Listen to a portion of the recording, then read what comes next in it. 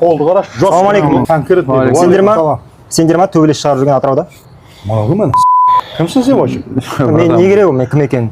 Как көресің, братан, қызық маған. Бейбіт заманда не үшін төбелесіп жүрсіңдер? Не жетпей жатыр? Кім сізге төбелесуге болмайды деген? Сен не үшін төбелесесің? Жоқ, сен наезд бергің келіп тұр ма? Сен қазір бар ғой, бет аузы көгермей тұрғанда кете ғой. Сен білесің ба кім екенін жалпы? Я білем. Кім? Дарабоз емес па? Дарабоз.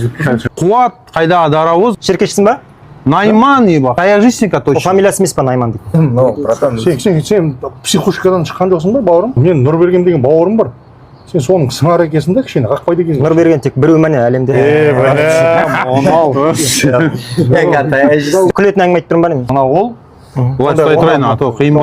Ондай қол бәрінде бар. Жоқ, не ғой? Бауырым, бірінші бар ғой, бір адамдарға жақындау үшін кішкене қарасашы, кішкене анализ жаса, өзің денсаулығыңа қара. Денсаулығым шүкір нормально. Ол біз емес қой, қарашаш кішкене шамал көзіңді ашып. Білесің ба, көк туымыз желбіреп жүрген братан екенін танисың ба сен вообще? Онсыз да желбіреп жүрген жоқ па ту? Желбіреп тұрған. Қой деймін саған.